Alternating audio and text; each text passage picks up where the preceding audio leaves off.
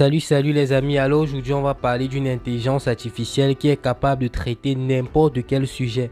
Alors restez jusqu'à la fin de la vidéo, on va traiter un sujet de dissertation et vous-même vous allez voir. Surtout n'hésitez pas à vous abonner, à liker, à partager et à commenter. On y va les amis. Voilà les amis, on est dans le chat GPT. Comme vous voyez, le chat peut vous aider à traduire des textes. Au fait, ça ce sont les fonctions du chat.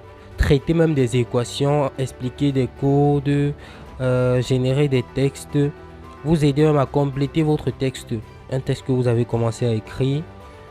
Vraiment, comme vous voyez, il fait beaucoup de choses. Résumer même des textes, build your resume. Même générer des passwords, c'est-à-dire des mots de passe. Cliquons un peu sur générer des passwords, des mots de passe. On va lui demander de faire un mot de passe. Fais-moi un mot de passe avec mon âge. Je vais lui dire que j'ai 30 ans. Avec mon âge, 30 ans. Mon nom. Je vais lui dire que je m'appelle Christian. Et ma taille, je vais lui dire que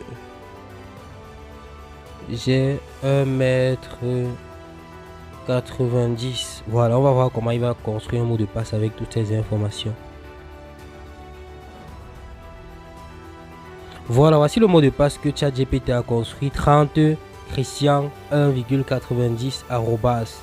Vous voyez, voilà un mot de passe qu'il a construit avec mon âge, mon nom et ma taille. Voilà. Donc c'est extraordinaire les amis. Voilà, au fait on va un peu lui demander de raconter une histoire. Vous allez voir ce que ça va faire. C'est incroyable ce chat. On va lui demander de raconte-moi une histoire. Raconte-moi une histoire concernant un homme qui va en retraite.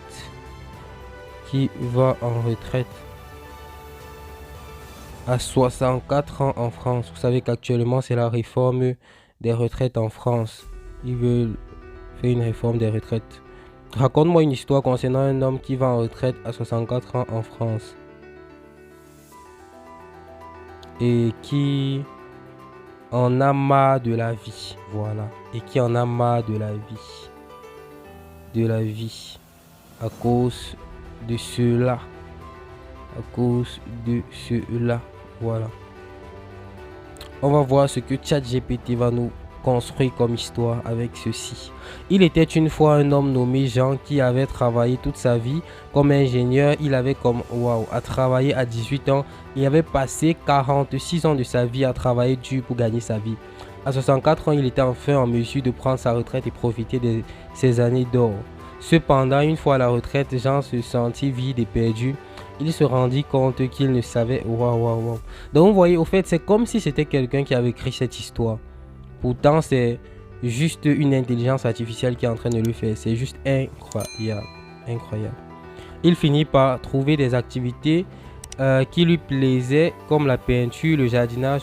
Il a même complété l'histoire. Il se rendit compte que sa retraite pouvait être une période de découverte et de croissance personnelle. Et il se mit à apprécier sa vie à nouveau incroyable. Alors dites-moi ce que vous en pensez dans les commentaires les amis. On va lui demander de nous parler d'un homme, Raphaël Lemkin. Raphaël Lemkin, au fait c'est lui qui est à l'origine du mot génocide. Lemkin, c'est lui qui avait écrit un ouvrage sur le génocide. Raphaël Lemkin. Pour définir le génocide au fait. Il avait défini le génocide. Raphaël Lemkin était un juriste et professeur polonais naturalisé américain. Il a élaboré le terme génocide et il a consacré sa vie à la lutte contre ce crime. Et c'est exact. Il a rédigé le livre dans lequel il définit le génocide comme l'extermination. Effectivement. Donc là, le chat ne s'est pas trompé. Il nous a clairement défini Raphaël Lemkin et ses œuvres. Donc maintenant, on va demander au chat de nous résumer un texte, parce qu'il peut aussi résumer un texte. Résume moi ce texte. C'est incroyable ce qu'on est en train de vivre là les amis. On va aller prendre le texte. Voilà, ici là c'est l'évolution de la responsabilité internationale pour violation des droits de l'homme. On va copier tout ce texte-ci et on va lui demander de résumer. Copier. Voilà, et on va coller le texte. Coller. Résume ça. Voilà. C'est tout ce texte qui doit résumer au fait. Le texte explique que la responsabilité en matière de droits de l'homme est spécifique car les droits de l'homme ont un caractère objectif et ne sont pas réciproques dans les engagements conventionnels. Il est également évolué. Saisir les instances juridictionnelles pour faire constater. Waouh. Il est possible d'invoquer la responsabilité de l'État. Il existe également une responsabilité individuelle pour réprimer les infractions comme. Waouh. Donc, comme vous voyez, il a carrément résumé le texte. La responsabilité individuelle pour réprimer les acteurs comme les crimes de génocide devant la Cour pénale internationale. En un si court paragraphe, c'est incroyable. Là, on va lui demander maintenant de traiter une équation. Et on va lui donner une équation 4x par exemple moins 56 y 8y égale à 78. Il doit traiter cette équation et nous trouver x et y. Et je crois que le chat le sait, que ce sont les inconnus. Donc voilà ça qu'il est en train de traiter. On va un peu traduire. Voilà, étape 1, soustraire 78 des deux côtés de l'équation. Étape 2, diviser. Étape 3, étape 4. Par conséquent, la solution est x égale à 14, y plus 28,5. Ah là, il a juste trouvé x. Il n'a pas trouvé y. Bon, maintenant on va prendre un sujet de dissertation. Sujet la déconcentration et la décentralisation et la déconcentration. Normalement, il est censé faire une comparaison. On va dire sujet. Bon, traite ce sujet avec la méthodologie de la dissertation juridique. Voilà. Méthodologie de la dissertation juridique.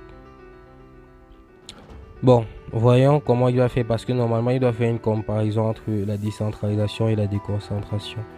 Là, il commence avec l'introduction. Il commence, il y va. Ces deux notions sont étroitement liées, oui. Développement. La décentralisation consiste à transférer des compétences. Bon, comme vous le voyez déjà là, méthodiquement parlant, ce n'est pas bon. Ce n'est pas bon parce qu'il est censé faire une comparaison.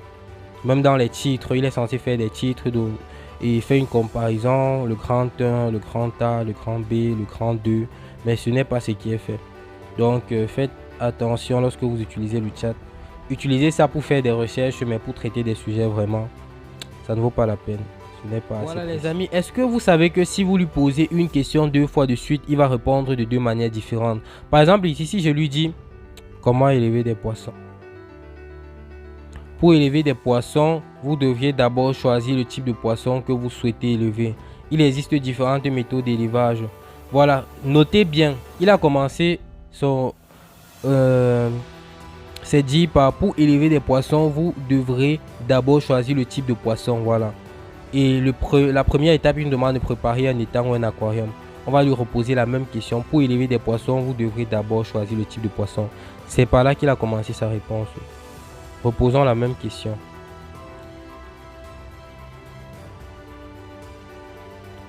Voilà, maintenant ici, il répond plutôt, il existe plusieurs façons d'élever. Vous voyez donc, c'est différent. Tout d'abord, il a dit pour élever des poissons. Maintenant, il dit qu'il existe plusieurs façons d'élever. Et là, il commence par choisir un emplacement pour l'étang ou le bassin. Donc, au fait, il réfléchit un peu comme un homme. C'est-à-dire, quand vous posez une question à un homme, il vous donne une réponse. Mais si après, vous lui posez la même question, il ne pourra plus dire exactement les mêmes mots qu'il a utilisés tout à l'heure. Et c'est exactement ce que cette intelligence artificielle fait. C'est ouf. C'est ouf. Et ça ne réagit pas comme un robot. Parce que normalement, un robot est censé dire la même chose. Vous voyez, donc il est capable de s'améliorer, il est capable de réfléchir. Et vous pouvez même l'aider à donner des réponses plus efficaces en donnant un feedback. Donc, tous ceux qui veulent savoir comment ça se passe pour avoir accès à cette intelligence artificielle, à ce chat, Écrivez juste dans les commentaires, demandez-moi dans les commentaires et je vous dirai. Surtout ici en Afrique parce que c'est un peu compliqué d'accéder à ça ici en Afrique.